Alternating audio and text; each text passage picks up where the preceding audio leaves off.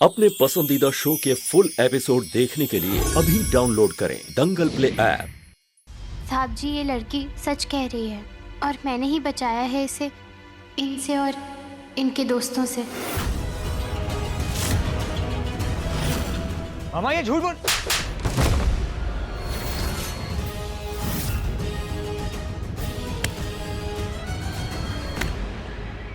जब तुझे मालूम है मुझे झूठ से कितनी नफरत है,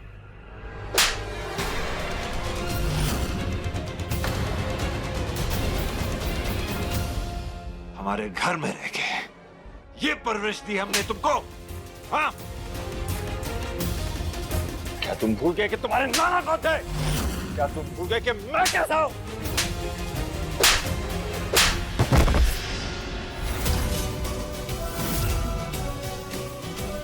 तुम हमारे बीच के नहीं हो सकते।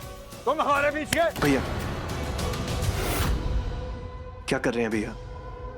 बच्चा है वो, पार्टी का दिन था, गलती हो गई उससे, माफ कर दीजिए उसे। वैसे भी आज त्योहार का दिन है।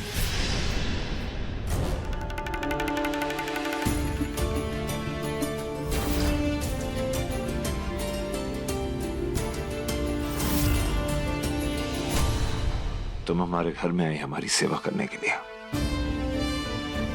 तुम्हारी सेफ्टी और सिक्योरिटी मेरी जिम्मेदारी थी और मुझसे गलती हो गई, क्योंकि हमारे घर के बच्चे ने ही तुम्हारे साथ ये बेशर्मों जैसा सुलूक किया। हमारे घर की परंपरा है कि लड़की चाहे घर की हो या बाहर की, उसे लक्ष्मी का रूप माना जाता है। लेकिन शायद हमारी परवरिश में कुछ कमी रह गई हो, जो हमारे घर के लड़के ने ऐसी घिनौनी जुर्रत की।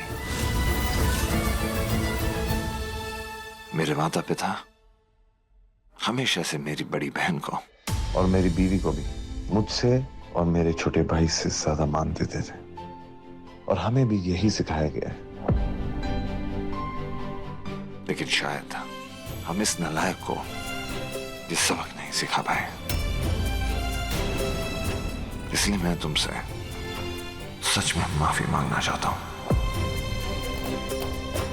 मेरा बस यही मानना है कि पैसा कभी भी इज्जत की भरपाई नहीं कर सकता।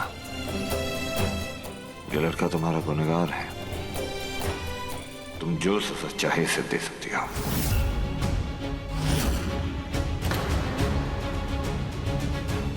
अगर तुम चाहो तो मैं खुद पुलिस को कंप्लेंट कर सकता हूं। ये हुई ना बात। सर, आपने सच का साथ दिया और आपने जो गलती की नहीं, उसकी आप माफी मांग रहे हो। आपके घर के एक मेंबर ने मुझे बचाया इन लड़कों से। बस इतना काफी है मेरे लिए। आपके बारे में जैसा सुना था वैसा ही पाया है। अब मुझे ये बात बढ़ानी नहीं है, मैं चलती हूँ। रुकिए, ड्राइवर से कहो कि इन्हें इज्जत समेत घर छोड़ के आए।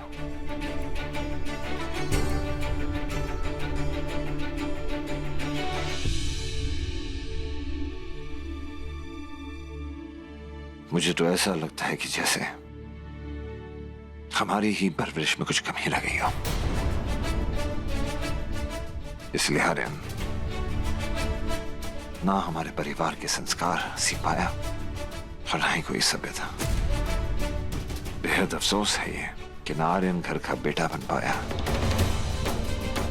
और ना ही हमारे बिजनेस के उसूल सीख पाया। शिक्षा और संस्कार की फील्ड में हम एजुकेशन सिर्फ हमारे लिए प्रोफेशन नहीं, बल्कि हमारा मिशन भी है। लेकिन मुझे यह भी लगता है कि आने वाले 5 दिनों में हमें ऐसा कोई फैसला नहीं लेना चाहिए जिससे आगे जाकर हमें अफसोस हो। गोद लेने की रस्म हमें नहीं करनी चाहिए।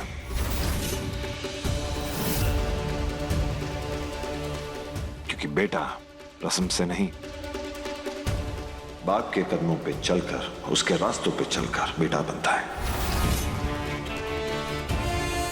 और जब तक आर्यन इस परिवार के संस्कार और मूल्यों से जुड़ता नहीं, बाप बेटे का रिश्ता कायम नहीं होगा।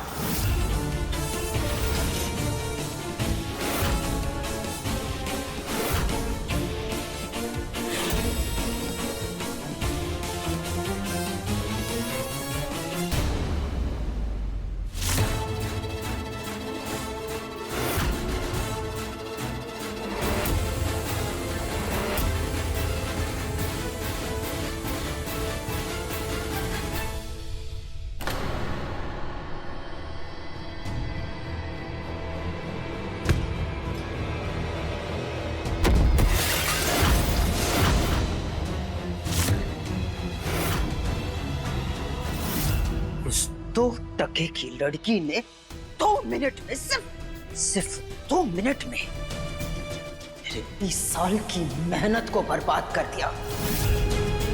जिस सपने को साकार करने के लिए मैंने अपनी पूरी जिंदगी लगा दी थी,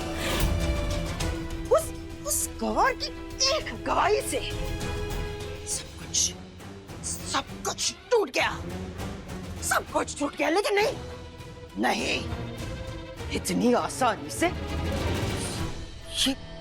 ये नहीं बिखर सकता, नहीं बिखर सकता।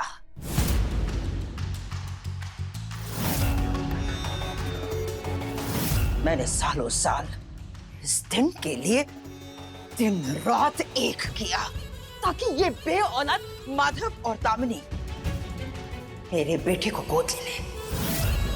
और उसके बाद मेरा बेटा आर्यन भारद्वाज परिवार की सारी प्रॉपर्टी का उत्तराधिकारी बन जाए। इसके लिए मुझे जो कुछ भी करना पड़ा, मैंने सब कुछ किया, सही गलत सब कुछ। लेकिन अचानक एक दिन दामिनी ने सरगसी से बच्चा पैदा करना चाहा। बात छुपाई थी? कौन सी बात छुपाई थी? दीदी, आप तो अच्छी तरह जानती हैं कि दामिनी के 3 मिसकैरेजेस हो चुके हैं। दरअसल ये सलोनी का ही आइडिया था, सरोगेसी का। मतलब अगर दामिनी प्रेग्नेंट नहीं हो सकती तो हम किसी और की कोख किराए पर ले सकते हैं। नहीं, मैं नहीं चाहती थी कि माधव के इस घर में बच्चे की किरकारियां गूंजे। इसलिए मैंने वो सरगसी ही नहीं होने दी। दामिनी और माधव आज मुंबई के लिए निकल रहे हैं। वहां मुंबई में दादर में एक डॉक्टर प्रसाद है। डॉक्टर प्रसाद ने उन्हें फोन करके ये बताया है कि उन दोनों का जो सैंपल है वो फर्टिलाइज हो चुका है और वो एम्ब्रॉय बन गया है। अब इसके बाद उन्हें एक सरोगेट कैंडिडेट की जरूरत पड़ेगी किराए पे कोख लेने के लिए, और वो सरोगेट कैंडिडेट तुम बनोगी। तो मेरी बात समझ रही हो ना? जी। डॉक्टर प्रसाद सरोगेट कैंडिडेट के लिए वहां एक सोशल वर्कर की हेल्प लेती है।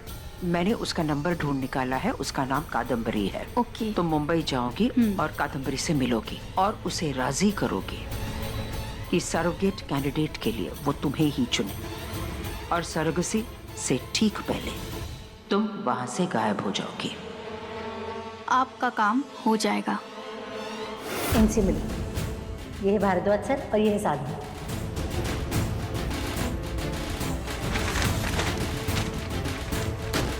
ऐसे कैसे हो सकता है कि वो अचानक गायब हो गई? ये कोई मजाक चल रहा है क्या? कोई ऐसा तो नहीं कि हमसे आप पैसे लेने की कोशिश कर रहे हैं। वो मेरा भी फोन नहीं उठा रही, लेकिन उसके घर का एड्रेस मुझे पता है। साधना कहाँ है? साधना? यहाँ तो कोई साधना नहीं रहती है।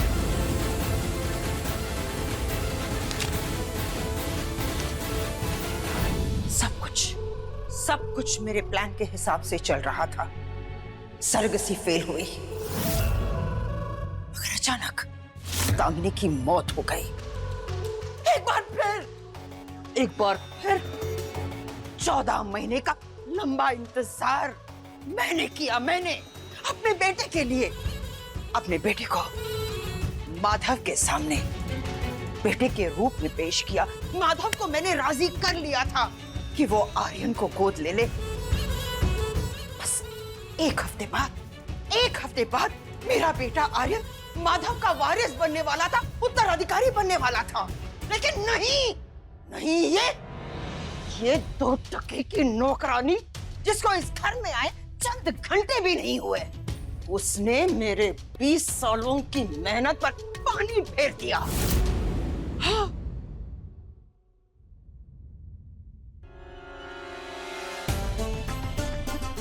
लेकिन अब नहीं आराधना, अब इस घर में सच बोलना तो दूर, तुम सांस लेने में भी घबराओगी। ये इस मेनका का वादा है।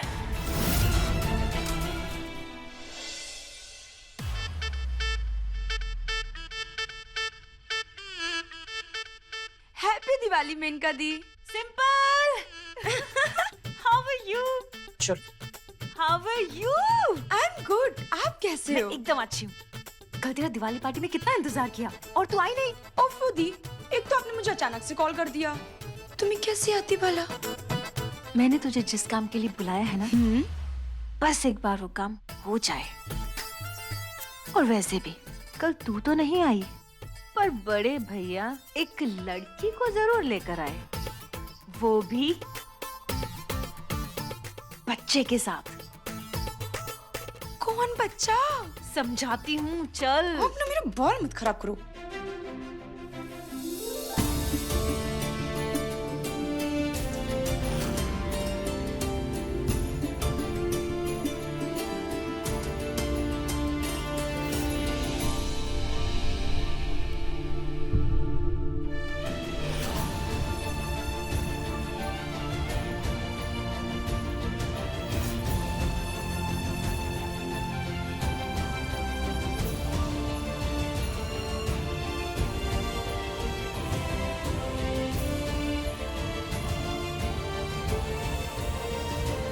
विनायक साहब जी और उनके सारे ही घर वाले कितने अच्छे हैं ना,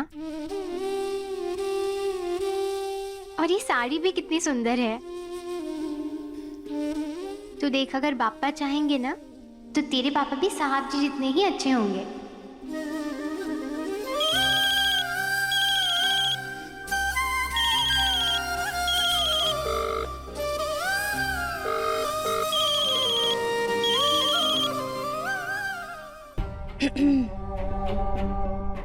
मैंने जेठानी जी की फेवरेट साड़ी आराधना को पार्टी में पहनने के लिए दे दी है। सीरियसली। हाँ। अब देखना ये है कि बड़े भैया जेठानी जी की फेवरेट साड़ी में आराधना को देखकर अगर गुस्से से लाल पीले हुए तो इसका मतलब है कि उन दोनों के बीच में ऐसा वैसा कुछ नहीं। लेकिन अगर बड़े भैया आराधना को देखकर पागल नहीं हुए तो इसका मतलब ये है कि दोनों एक दूसरे के लिए पागल है। समझी कुछ? आइए भैया, सबको तोहफे डिस्ट्रीब्यूट कर दें।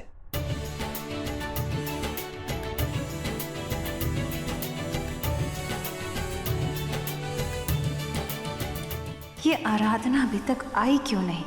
ड्रामा लेट हो रहा है।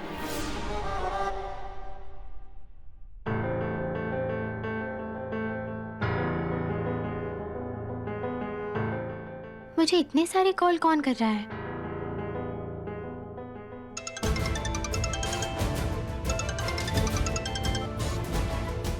अरे बहन जी, मैं आपको कब से फोन कर रहा हूँ। हमारे यहाँ के सबसे पुराने सुनार को आपके कंगन के। अरे तुम अभी तक यहीं हो? सारे लोग कब से अंदर जा चुके हैं। तुम बड़े मालिक को इंतजार करवाओगी क्या? चलो जल्दी चलो।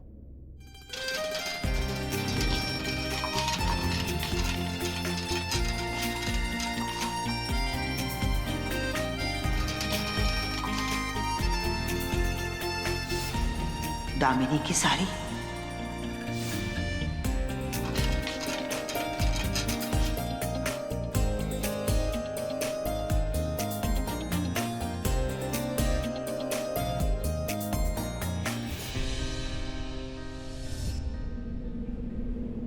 और ये तुम्हारे लिए रात।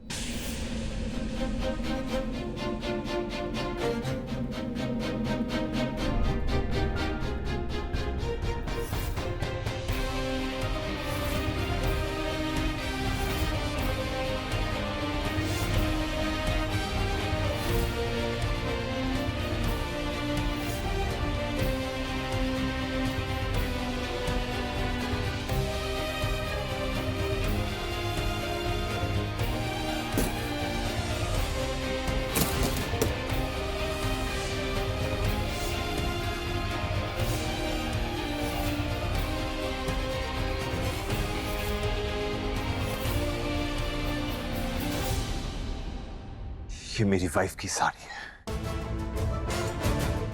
इसे पहनने की तुमने जुर्रत कैसे की?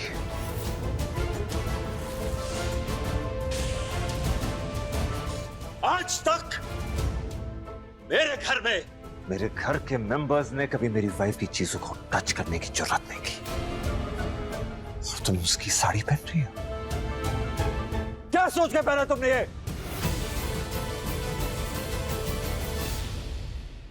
2 दिन नहीं हुए तुम्हें यहां आए हुए।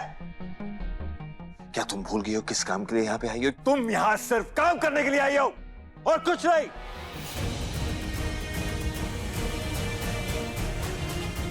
क्या सोच के तुमने ये सब किया? ये ड्रामा क्यों हो रहा है? मेरी वाइफ की साड़ी क्यों पहनी है तुमने? हाँ, क्या उसकी बराबरी करना चाहती थी तुम उसकी जगह लेना चाहती थी, उसके जैसे दिखना चाहती थी, उसके जैसा महसूस करना चाहती थी, मुझे कुछ दिखाना चाहती थी? क्या करना चाहती थी तुम? मीठे मुंह 2 बातें कर लो तुम लोगों के साथ, अपनी जगह, अपनी पहचान भूल जाती हो तुम।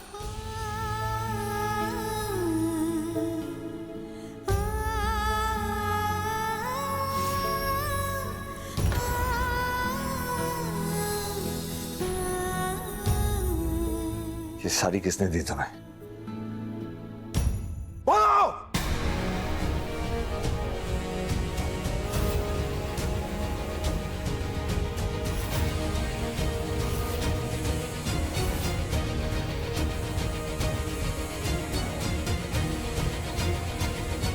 ये साड़ी मुझे आज मिली थी, पहनने को कहा था। किसने दी ये साड़ी? मैंने।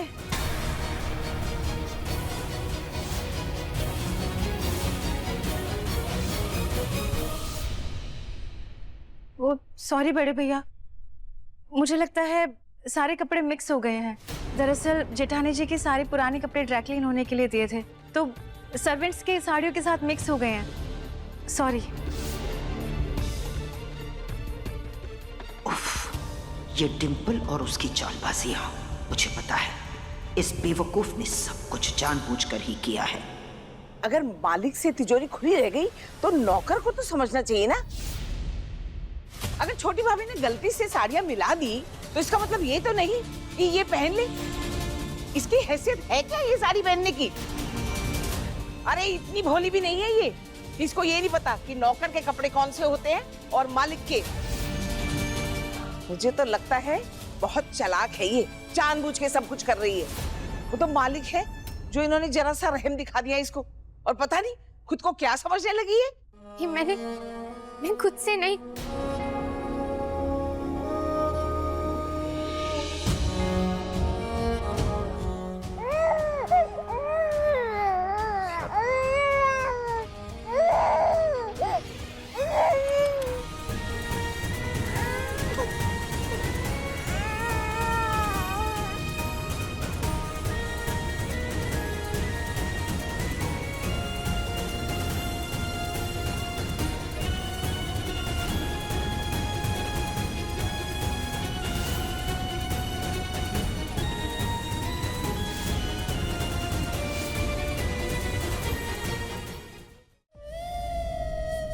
आराधना,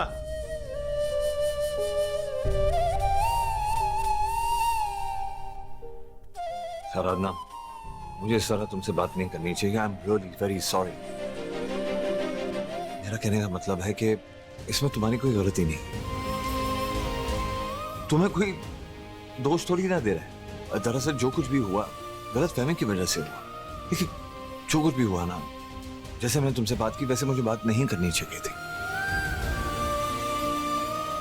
मेरी बीवी को गुजरे 1 साल के ऊपर हो चुका है, लेकिन ये बात मैं अभी तक एक्सेप्ट नहीं कर पाया। शायद कभी नहीं एक्सेप्ट कर पाऊंगा कि वो मेरे करीब नहीं है। जब भी मैं अपनी वाइफ की कोई भी चीज देख लेता हूं, उसकी साड़ी देख लेता हूं, कोई सामान देख लेता हूं, सब यादें वापस आ जाती हैं। पता नहीं मुझे क्या हो जाता है, मैं अपने होश खो बैठता हूं, गुस्से में आ जाता हूं। अब रो मत, I am really very sorry.